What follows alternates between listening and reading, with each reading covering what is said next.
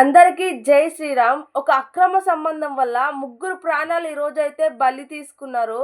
ముగ్గురు ప్రాణాలైతే తీశాడనమాట. ఆ రాక్షసునికి చెయ్యిలెలా వచ్చినాయో గూడా తెలీదు. అంత దారుణంగా చంపేసి ముఖం పైన చిన్న పిల్లలను కూడా వదలలేదు ఆ రాక్షసుడు.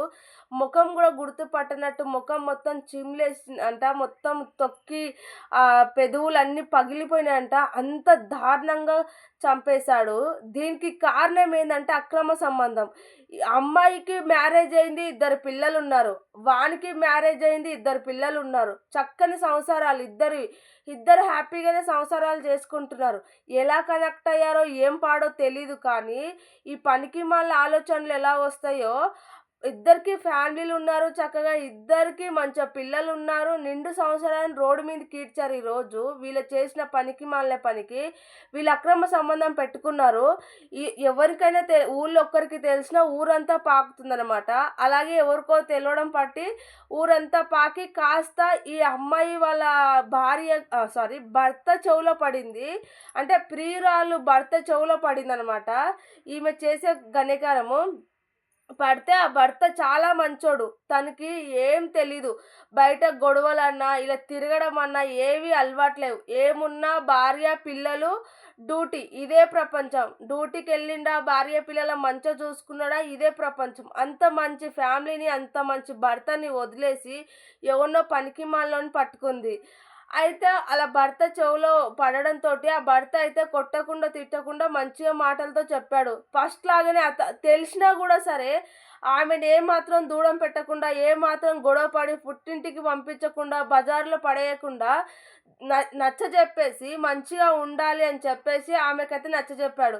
ఆమె చేసిన మంచి పనేందంటే భర్త మాట విన్నదనమాట. భర్త మాట విని, భర్త మాట తీసేయకుండా అంటే ఇంక ప్రియుని మెల్లమెల్లగా దూరం పెట్టడం స్టార్ట్ చేసిందనమాట.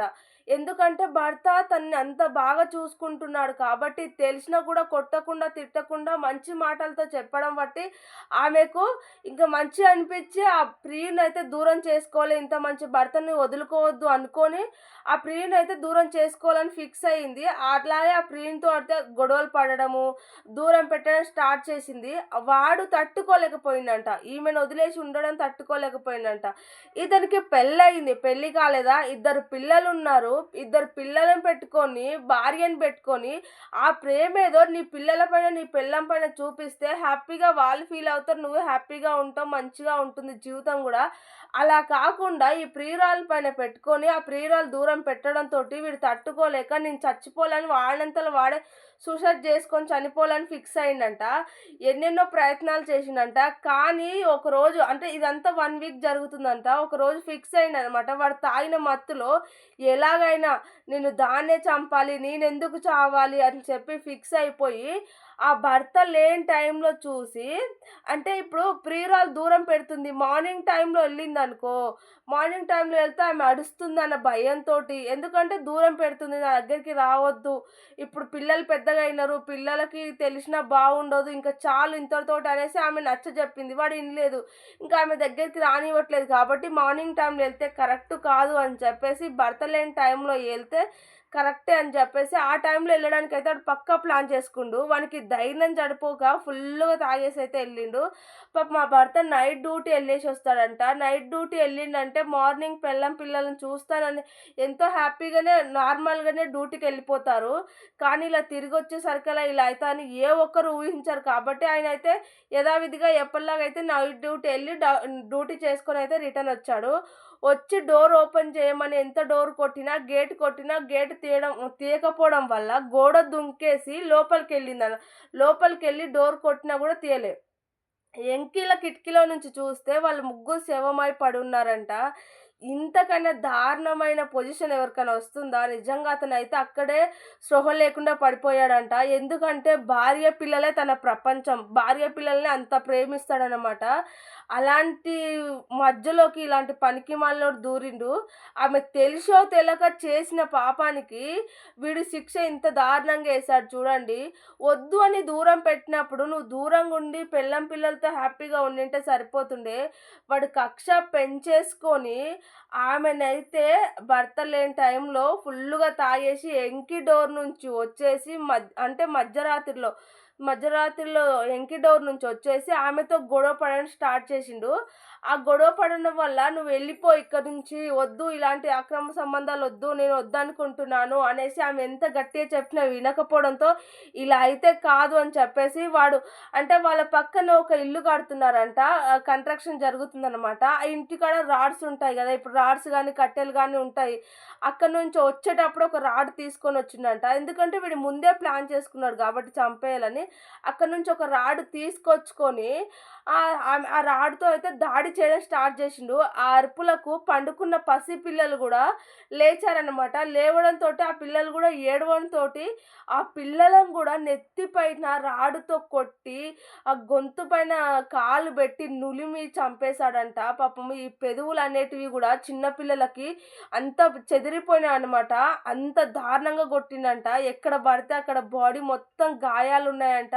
అంత కిరాతకంగా చంపాడు.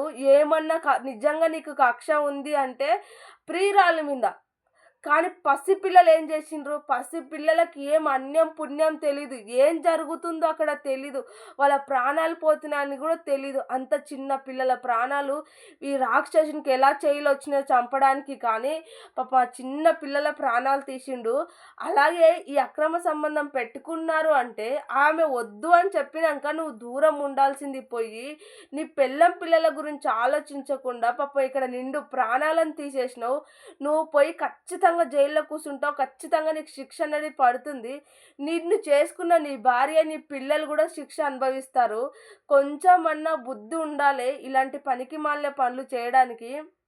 అలా అయితే ముగ్గురు ప్రాణాలు తీసేసి మళ్ళా ఏం తెలవని నంగనాచిలాగా మళ్ళా ప్రియురాలు ఫోన్ తీసుకొని మరీ వాడు పరారయ్యాడు. వెళ్ళిపోయాడు అక్కడి నుంచి అనమాట. ఎంకి డోర్‌లో నుంచి వచ్చిండు. మళ్ళా ఎంకి డోర్‌లో నుంచే వెళ్ళిపోయిండనమాట. ఇంక ఈ ముందల డోర్ ఏమాత్రం డిస్టర్బెన్స్ చేయలేడు వాడు. ఎందుకంటే అంత మధ్యరాత్రిలో అందరూ మంచి నిద్రలో ఉంటారు. ఎవ్వరికీ అంత పట్టించుకోరనమాట. ఆ టైంలో ఎవ్వరికి ఏ సౌండ్‌లు వినిపియవు. అలాంటి టైంలో చూసుకొని వారు కరెక్ట్ టైంలో వచ్చి పాపం పక్కడబందీగా ప్లాన్ చేసుకొని వాళ్ళ ప్రాణాలైతే తీసేసిర్రు. నిజంగా అక్రమ సంబంధాల వల్ల ఎన్నో ప్రాణాలు పోతున్నాయి. వాళ్ళ ప్రాణాల వల్ల పిల్లల ప్రాణాలు గూడా పోతున్నాయి. ఈ అక్రమ సంబంధాలు ఎప్పుడు మానుతారో, ఎప్పుడు ఇలాంటి ప్రాణాలు తీయకుండా ఎప్పుడు ఇలాంటి దారుణాలు మారుతాయో తెలీదు. ఎలాంటి చట్టాలొస్తే ఇలాంటి ఘోరాలు జరగకుండా చేంజ్ అవుతారు, మారతారో తెలియట్లేదు. కానీ పాపం అన్యాయంగా అయితే చిన్న చిన్న పిల్లల ప్రాణాలు పోతున్నాయి. వీళ్ళు చేసే పనికిమాలిన పనులకు, మిస్టేక్‌లకు నిండు ప్రాణాలనైతే బలి తీసుకుంటున్నారు. ఇలాంటి మిస్టేక్ ఎవరు చేయకండి. అక్రమ సంబంధాల వల్ల నిజంగా మీ ప్రాణాలు ఎప్పుడైనా పోవచ్చు. ఎప్పుడైనా మీ ప్రాణాలకు హానియే ఉంది కాబట్టి ఎప్పుడు ఎవ్వరు అక్రమ సంబంధాలు పెట్టుకోకుండా మంచిగా మీ ఫ్యామిలీతో మీరు హ్యాపీగా జీవించండి. మీ ఫ్యామిలీనే మీరు ప్రేమించండి. మీ ఫ్యామిలీతో కలిసిమెలిసి హ్యాపీగా ఉండడానికి ట్రై చేయండి. అంతేగాని ఇలాంటి పనికిమాలిన సంబంధాలు పెట్టుకుంటే ఏ రోజు నీ ప్రాణం పోతుందో నీకే తెలీదు. ఏ రోజు నీ పిల్లల ప్రాణాలు, నీ భర్తలో ఎవ్వరి ప్రాణాలు ఎప్పుడు పోతాయో తెలీదు. కాబట్టి అందుకే ఇలాంటి పనికిమాలిన సంబంధాలు పెట్టుకోకుండా హ్యాపీగా జీవించడం నేర్చుకోండి.